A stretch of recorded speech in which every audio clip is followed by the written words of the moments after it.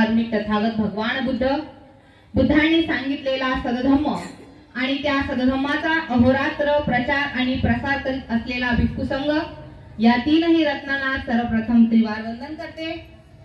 भारतीय राज्यघटनेचे शिल्पकार विश्वरत्न विश्वभूषण महामानव प्रकांड पंडित बहुजनांचे कैवारी डॉक्टर बाबासाहेब आंबेडकर यांच्या कार्याला आणि त्यागाला सुद्धा त्रिवार वंदन करते। आज ज्यांची 126वी जयंती अशा त्यागमूर्ती माता रमाई यांच्या त्यागाला आणि कार्याला सुद्धा त्रिवार वंदन करते।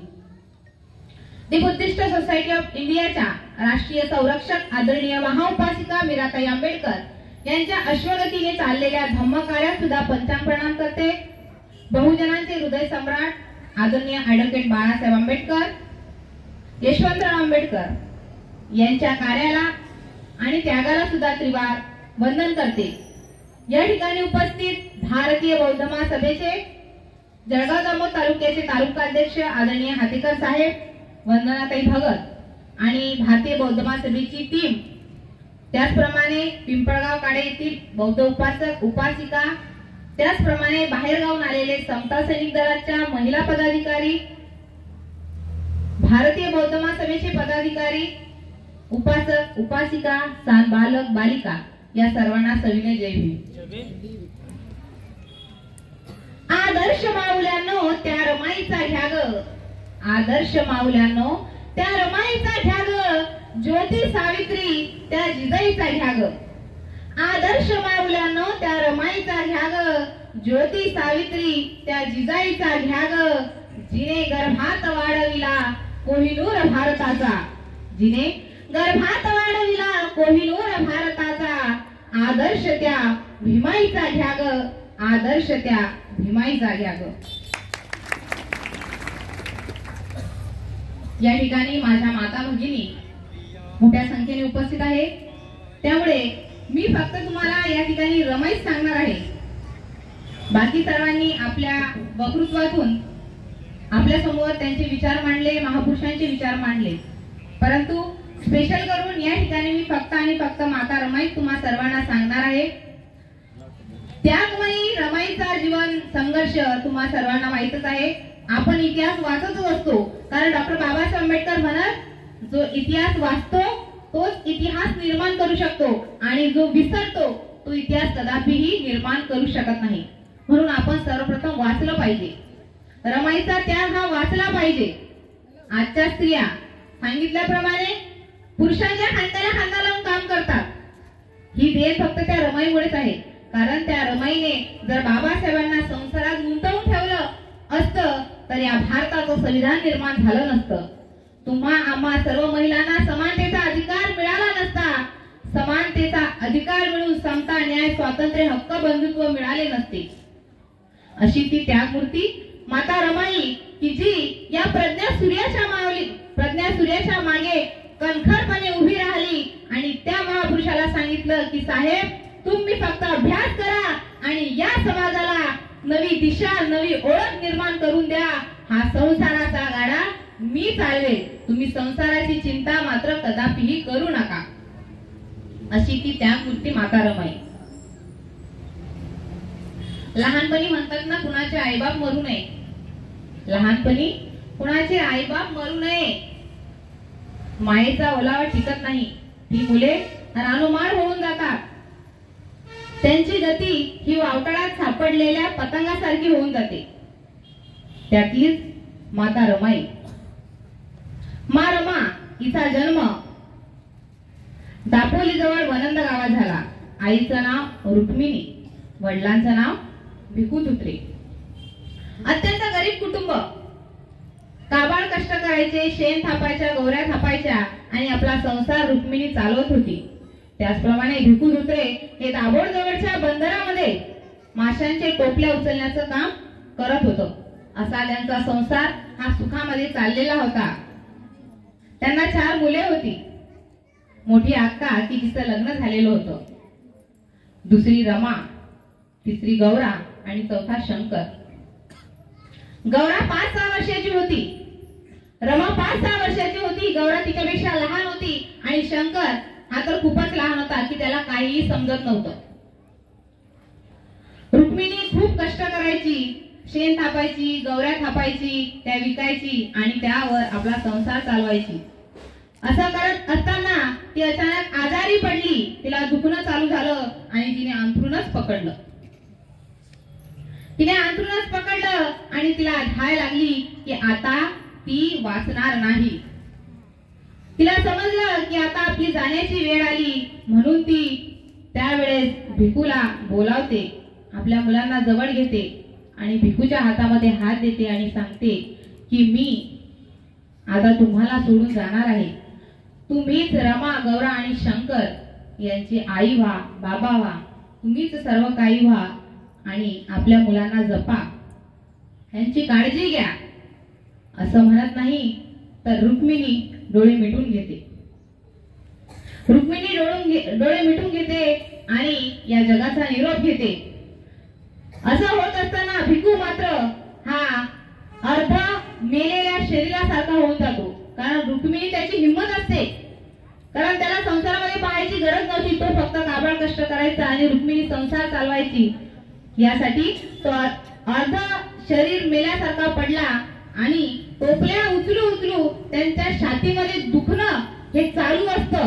परंतु तो रुक्मिणी आणि घरी कुणाला सांगत नाही.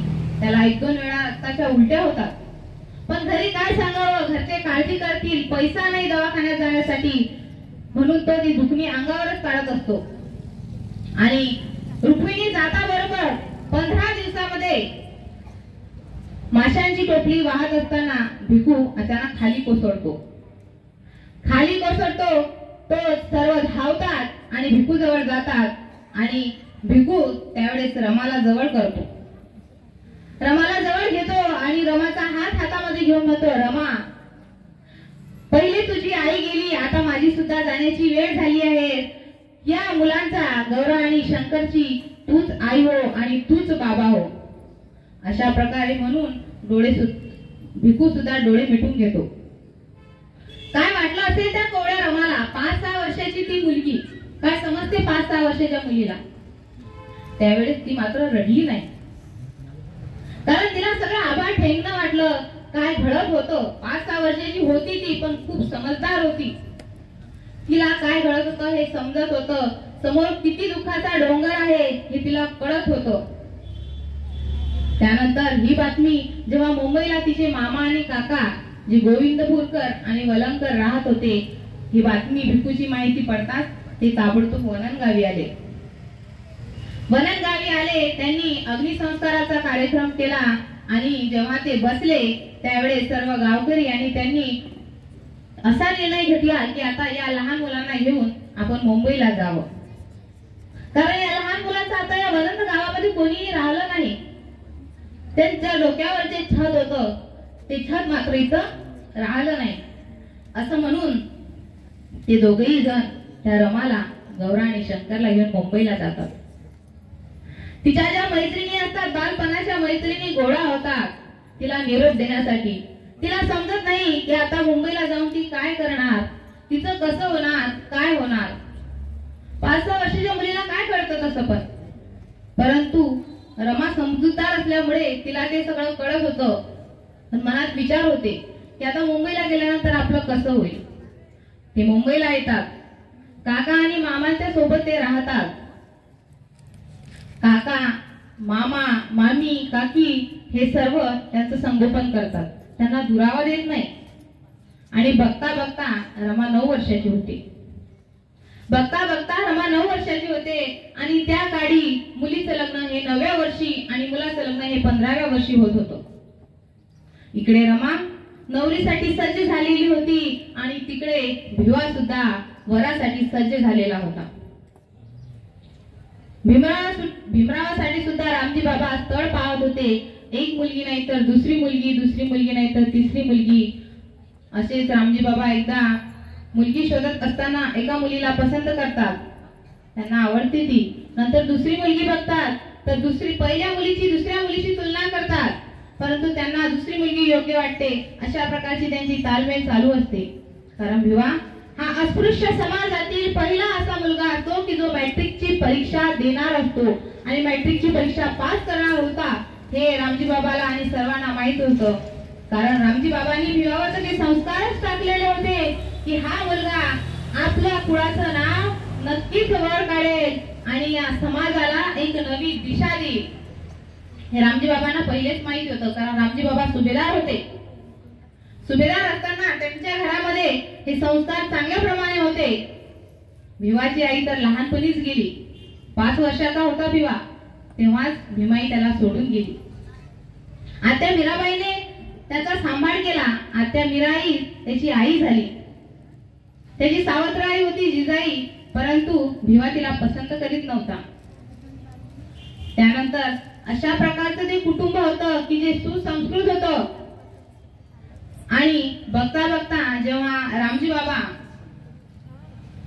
मुलगी शोधत असताना त्यांच्या कानी येतं की वलंगकरांची मुलगी सुद्धा लग्नासाठी आहे, म्हणून ते भायखळ्याला जातात आणि ते रमाच्या काका आणि मामाजवळ जाऊन लग्नाची मागणी घालतात की मला असं माहिती पडलेलं आहे की तुमच्या इथली मुलगी रमा नावाची लग्नासाठी वधू आहे, म्हणून मी तिला मागणी घालण्यासाठी इथे आलेलो आहे.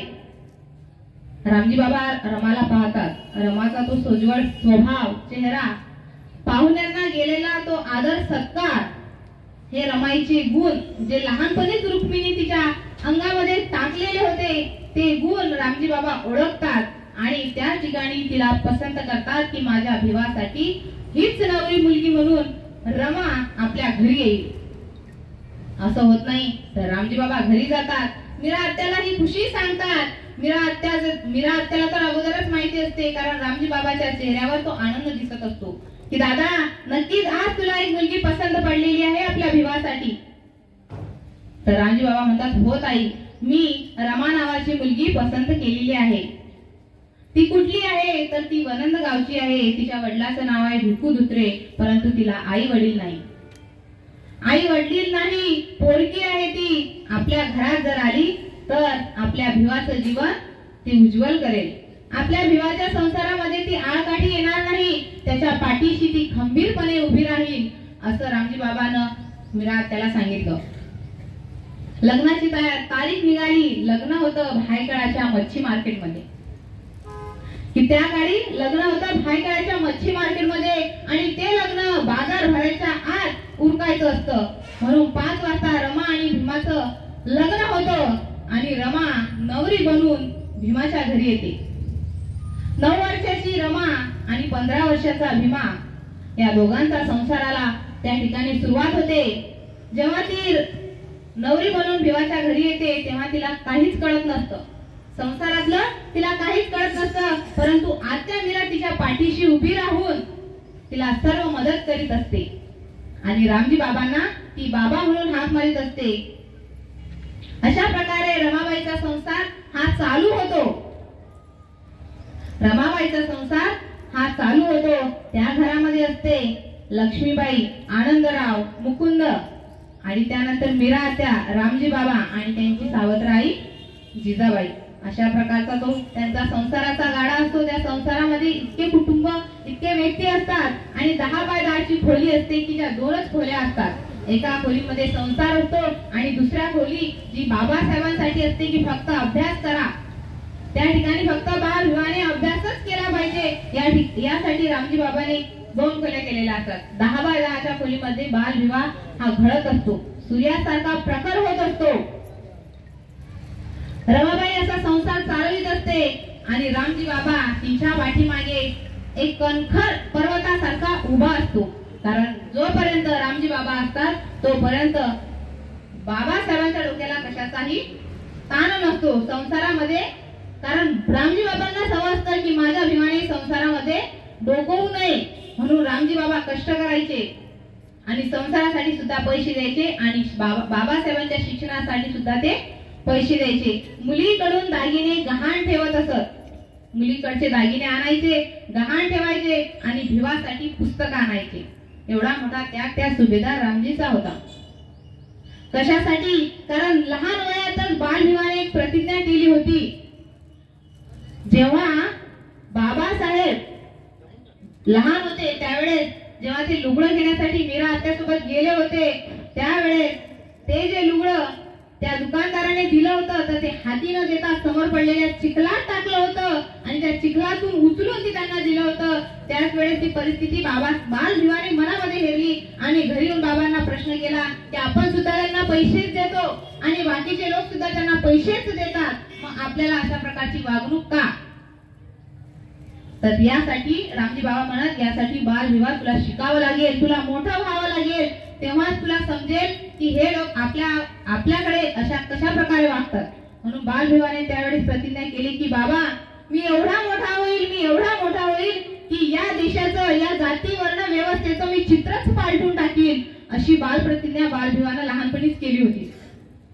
भीम आदाशासारखा शिक्षण घेत होता, रमाई संसार चालवत होती, फाटक्या लुगड्यात नांदत होती, पण तिने कधीही कुरकुर केली नाही।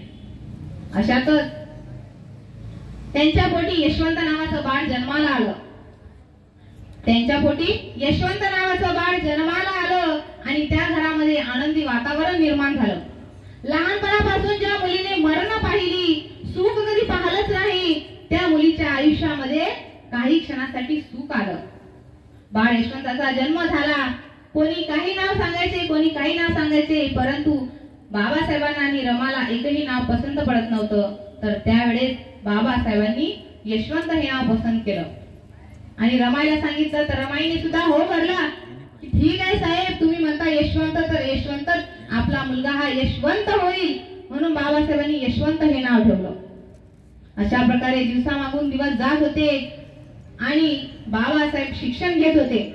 एवढंच नाही तर जेव्हा बाबासाहेबांनी जेव्हा शिक्षण घेतलं त्यावेळेस जे बडोद्याचे सरकार होते सयाजीराव गायकवाडांनी बाबासाहेबांना परदेशात शिक्षण देण्यासाठी शिष्यवृत्ती दिली होती आणि त्या शिष्यवृत्तीच्या मोबदल्यामध्ये त्यांनी सांगितलं होतं की तुम्ही आमच्या या बडोद्याला येऊन नोकरी करावी, असा करारनामा त्यांनी लिहून घेतला। आणि बाबासाहेब जेव्हा विलायत येऊन शिकून आले तर त्यावेळेस बडोद्याला नोकरीसाठी जाणार, तर रामजी बाबांना धास्ती भरली की हा समाज, हे जाती वर्ण व्यवस्था माझ्या भिवाला जगू देणार नाही। बाबासाहेब त्या ठिकाणी नाव बदलून राहिले, परंतु त्या लोकांनी ते ओळखलंच की हा अस्पृश्य आहे, म्हणून बाबासाहेब आंबेडकरांना त्या ठिकाणी हीनपणाची वागणूक मिळाली आणि इकडून रामजी बाबांनी त्यांची धास्ती धरली आणि रामजी बाबांनी अंथरूण पकडलं आणि अशातच बाबासाहेबांना निरोप पाठवला की बाबांची तब्येत ही जास्त आहे, तुम्ही ताबडतोब निघून या। बाबासाहेब ताबडतोब निघून येण्यासाठी आले तर त्यांना वाटलं की माझ्या बाबासाठी मी शाल आणि एक पेढा त्या ठिकाणी न्यावा, म्हणून बाबासाहेब ते शाल आणि पेढा घेण्यासाठी गेले तर गाडी हुकली आणि गाडी हुकत नाही, तर दुसऱ्या दिवशी जेव्हा बाबासाहेब घरी गेले त्यावेळेस रामजी बाबांनी प्राण सोडून दिला। रमाबाईला रामजी बाबांचाच आधार होता। अशा प्रकारे रमाबाईच्या आयुष्यामध्ये पुन्हा दुःखाची लाट आली, रामजी बाबा सोडून गेले। काही वर्षानंतर मीरा आत्या सुद्धा सोडून गेली, त्यानंतर जिजाबाई सुद्धा सोडून गेली आणि आनंदराव तर हे पहिलेच गेलेले होते।